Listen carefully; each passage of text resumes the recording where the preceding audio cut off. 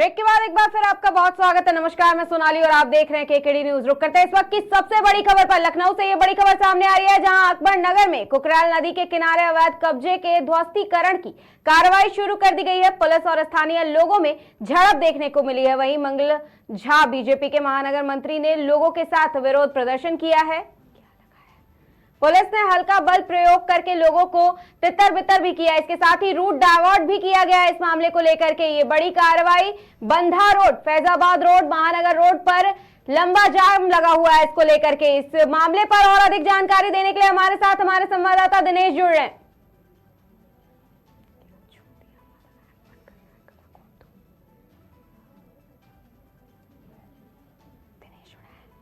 दिनेश जी, आपको हमारी आवाज आ रही है? दिनेश जी, सबसे पहला सवाल यही है कि कितने परिवार जो हैं आज वो बेघर हो गए हैं?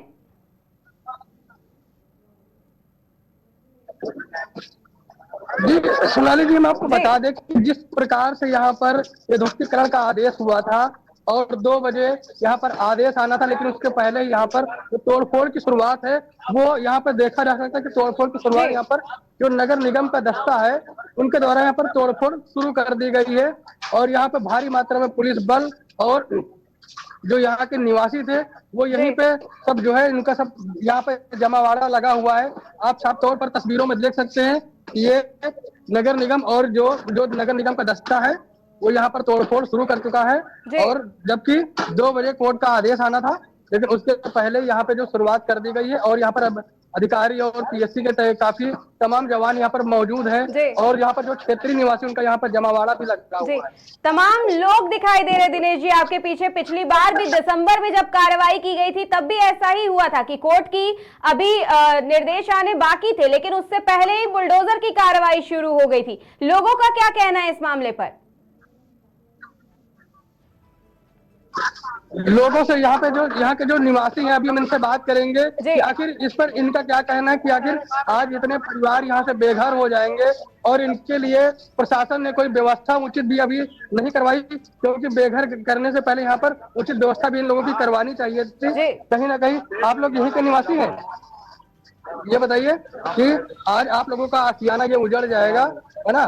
तो ये लोग कुछ बोलने को तैयार भी नहीं है। यहाँ पर और भी कुछ महिलाएं हैं, हम इनसे बात करेंगे कि यहाँ पर ये बताइए कि आज यहाँ पर आप लोगों का आशियाना उजड़ रहा है, तो इस पर क्या कुछ बताएंगे प्रशासन से?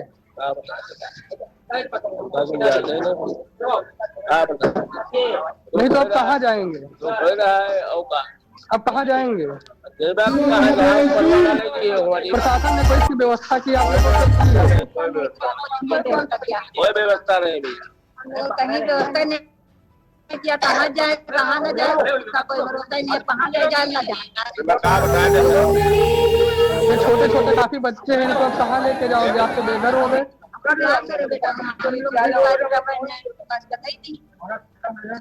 जाते जहाँ ले जाए। प्रशासन की ओर से कोई आश्वासन दिलाया गया या नहीं? जी दिनेश जी, लोगों से पूछिए कि ये जो कार्रवाई की गई उससे पहले क्या कोई आला अधिकारी आया, उसने लोगों से बातचीत करने की कोशिश की, जगह उनको देने की बात की गई? क्योंकि इतने परिवारों का घर जो है वो उजड़ गया और इतने परिवार अब कहाँ जाएंगे? क्या इसके लिए कोई इंतजाम किए गए? इसके लिए यहाँ पर जो है जहाँ पे बैरिकेडिंग लगी वहाँ पर यहाँ पे कैंप लगाए गए हैं। प्रधानमंत्री आवास योजना के यहाँ पर फार्म भी भरने का काम शुरू हो गया है, क्योंकि उनको जो है जो लोग यहाँ पे फार्म भरेंगे तो उनको सरकारी आवास योजना कहता है, तो उनको कॉलोनी का भी जो है यहाँ पर व्यवस्था की गई है। जी दिनेश जी, जरा इसे और समझाइएगा। आप ज्यादा बेहतर तरीके से जानते होंगे, फील्ड पर लोगों से लगातार बातचीत भी कर रहे हैं, तो क्या ये प्रक्रिया जो की जा रही अब ये इससे पहले नहीं की जा सकती थी? जो इतने सारे लोग बेघर हुए हैं उनको पहले से ही इंतजाम करके उनका घर मुहैया करा दिया जाता। यहाँ पे जो लोग लगभग 60 से 70 वर्षों से लोग यहाँ पे रह रहे थे और तब क्या प्रशासन को इसकी जानकारी नहीं थी? क्या इसकी सूचना नहीं थी? एलडीए विभाग को इसकी जानकारी नहीं थी? तब आखिर प्रशासन और एलडीए विभाग के अधिकारी जो है वो क्या कर रहे थे? सो रहे थे?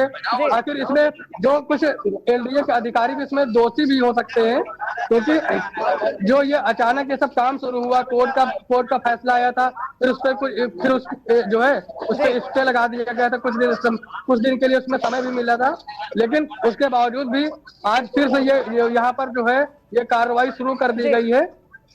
आखिर उस समय प्रशासन क्या कर रहा था, ये सवाल सोचने यही का है विषय दिनेश है। जी, लोगों से भी बातचीत करिए।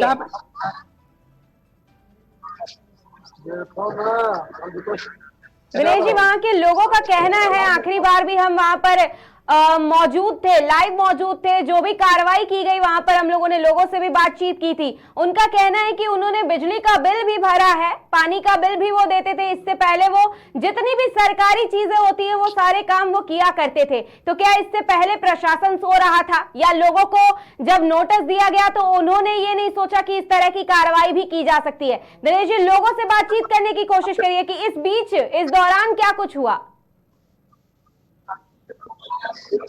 यहाँ पे जो है जो हाउस टैक्स भी यहाँ पर लोग बराबर भरे थे, और जो पानी का बिल था, बिजली का बिल था, वो भी यहाँ के जो जिनके ये आशियाने मकान यहाँ पे बने हुए लगातार ये उसका जो है बराबर उसका बिल का भुगतान कर रहे थे। ये बताइए, आप लोग यहीं के निवासी हैं? तो हम यहाँ पर और भी काफी लोग हैं, बात करेंगे, लेकिन यहाँ पर जो है कुछ लोग यहाँ पर बोलने को जी, महिलाएं और बच्चे भी काफी संख्या में होंगी दिनेश जी, क्योंकि इतना परिवार आखिर रहता था और किसी का घर उजड़ रहा है, लेकिन उसकी सबसे ज्यादा शोभा बढ़ाने वाली कही जाती है महिलाएं। और महिलाओं का जब घर उजड़ता है तो उनके ऊपर क्या बीतती है, ये बेहतर तरीके से केवल महिलाएं ही बता सकती हैं। उनके सामने किस तरह की चुनौतियां आएंगी, अब किस तरह की दिक्कतें आएंगी।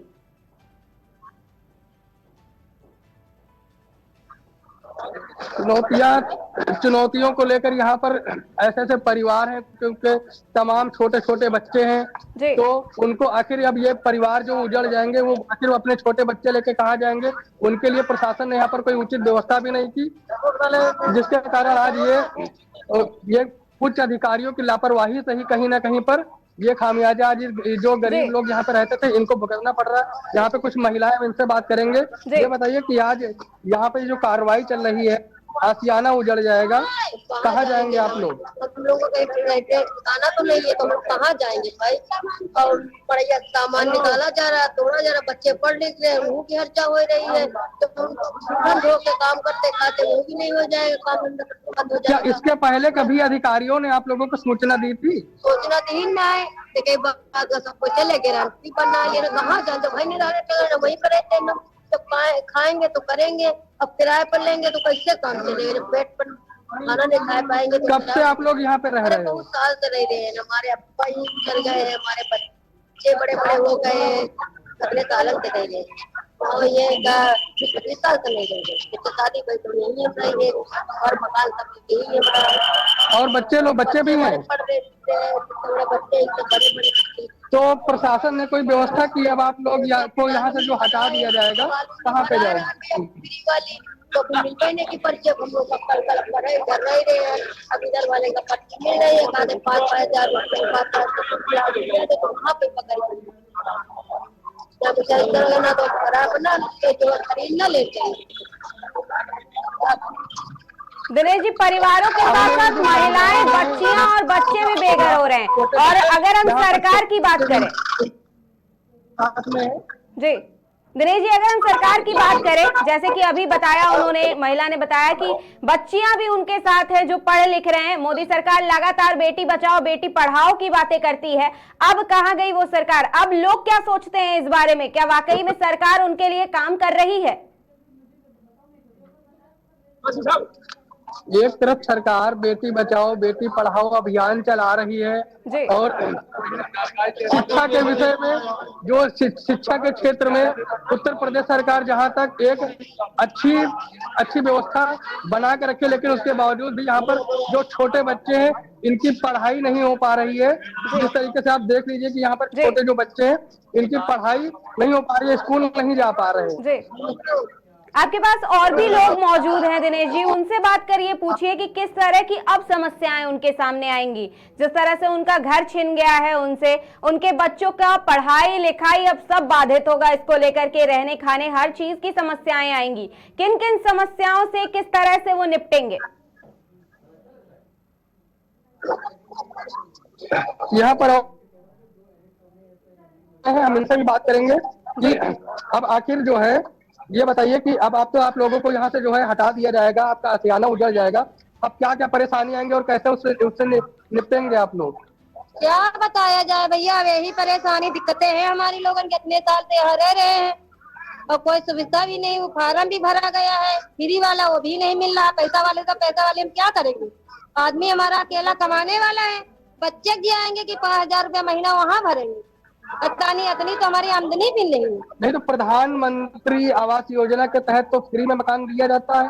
हाँ, फ्री वाला फार्म भरा था लेकिन हमारे लोगन का आया नहीं और महंगाई अभी सुधार रहे हैं हमारी। तो बताइए हम कैसे कहाँ पे जाएंगे? नहीं तो क्या आवास जो आपको आवास देने के लिए क्या उसमें कुछ पैसे की भी मांग कर रहे हैं क्या? नहीं, वहाँ पैसे मांग नहीं भरी थी, लेकिन अब पैसे मांग हो रही है। पैसे वाली जो थी तो एलडीओ वाली भर रही थे और जो फ्री वाली थी तो नगर निगम वाली भर रही। तो हम लोग तो नगर निगम वाली भाई भरवाए। लेकिन अभी तो जो है अभी आधे घंटे बाद यहाँ पर अभी कोर्ट का आदेश आ जाएगा, उसके बाद तो यहाँ से आप लोगों को बेघर कर दिया जाएगा। तब आप लोग क्या करोगे?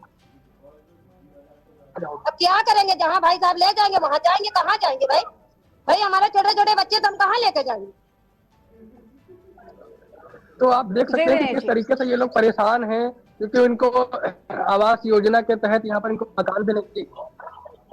जी दिनेश जी, एक सवाल ये भी है कि इससे पहले जब दिनेश जी लोगों से ये भी पूछिए कि जब इससे पहले कार्रवाई की गई दिसंबर में, तो क्या उसके बाद इन्हें कोई जगह, कोई घर या फिर प्रधानमंत्री आवास योजना के ही इतने इंतजाम नहीं किए गए इस बीच की इन सारे परिवारों को वहां पर उठा करके शिफ्ट किया जाए कि इनके घरों पर अगर बुलडोजर चलता भी है तो उन्हें किसी तरह की किसी समस्या का सामना ना करना पड़े? ये बताइए, जब दिसंबर में यहाँ पर एक बार कार्रवाई की गई थी, उसके बाद कोई यहाँ पर अधिकारी आया था, किसी ने आपको बताया हो कि यहाँ से जो है उठा के आपको दूसरी जगह पे शिफ्ट किया जाएगा? नहीं, हम तो लोग से यहाँ पे नहीं बताया। उसके बाद कोई नहीं आया था? हाँ, वहाँ जब आए थे तो आधार कार्ड ले गए थे, तो बाद में हम लोगों को नोटिस मिली थी कि जब हटाएंगे तो आप लोगों को कॉलोनी मिलेगी। तो हम ना फ्री वाली भराए थे। मकान वाले का जो थी, जो एलडीओ वाली थी तो उसको पैसा वाली भरी थी, और झोपड़पट्टी वाली थी तो ये वाली मिल रही थी फ्री वाली। तो फ्री वाली कहाँ दे रहे हैं? वही मिल रही पैसा वाली। तो पैसा वाली भैया हम क्या करेंगे? जब हमारे वो बेचता नहीं तो हम क्या हाथ कमा के कहाँ देंगे? ये छोटे बच्चे, हम इनसे पूछेंगे कि ये बताओ कि यहाँ से अब क्या करोगे, कहाँ जाओगे? जहाँ मोदी भेजेंगे वहाँ जाएंगे। तो क्या मोदी पर भरोसा है? दिनेश जी, सबसे पहला सवाल अब यही है, क्या मोदी पर अब भी भरोसा है बच्चों को, वहाँ के लोगों को? मोदी पर भरोसा यार अभी नहीं भरोसा है। तो ये बच्चे बता रहे हैं कि इनको भरोसा नहीं है, लेकिन जहाँ पे मोदी भेजेंगे तो वहीं पे जाए। जी दिनेश जी, ये तमाम जानकारी आपने दी, लेकिन वहां पर तमाम लोग स्क्रीन पर नजर आ रहे हैं जो अपने घर को छोड़ करके जाना भी नहीं चाहते हैं, जबकि उनके घर पर बुलडोजर चल गया है, वो वहीं आसपास खड़े हुए नजर आ रहे हैं। तो ये जो तमाम लोग हैं उनसे भी जानने की कोशिश करिए कि आखिर किस तरह से आप अपने परिवार को चलाएंगे, संभालेंगे। कहाँ जाएंगे? कुछ है ही नहीं रहने के लिए। बोर्ड एग्जाम भी चल रहे, कैसे पेपर पुलिस वाले बर्बाद हो जाएगी। पेपर चल रहे, 2 तारीख को एग्जाम है मेरा, तो नहीं आ जाएंगे, पूरा साल बर्बाद हो जाएगा हम लोग। ना तो रहने के लिए दिए है ना कुछ, छोड़ रहे गरीबों को, हटा रहे, पूरी मड़िया उठा रहे, तो रहने के लिए घर है ना कुछ है। नहीं, इसके पहले जब कार्रवाई हुई थी उसके बाद कोई अधिकारी यहाँ पे आया था आप लोगों को कोई नोटिस वगैरह कुछ देने? कहते खाली करो, कुछ भी नहीं देते। यहाँ घर दे, कमरा दे, कुछ भी दे नहीं, कुछ भी नहीं, बस खाली करो बस यही कह के चले जाते हैं। यहाँ लोग छोटे छोटे बच्चे पढ़ते हैं, उनका पूरा स्कूल भी यही है, बोर्ड एग्जाम चल रहे, कैसे हमारा साल पूरा बर्बाद हो जाएगा। तो क्या किसी अधिकारी ने ये नहीं पूछा? दिनेश जी उनसे पूछिए कि अब उनके परिवार में कितने लोग रहते हैं, क्या समस्याएं आएंगी, ये सारी चीजें जानकारी लीजिए। हाँ। और परिवार में आप लोगों के कौन है, कितने लोग रहते हैं? भाई है, पापा नहीं है। तो अब जो है पूरा परिवार कहाँ जाएगा? इसकी कोई अधिकारियों ने या प्रशासन ने कोई व्यवस्था की आप लोगों के लिए?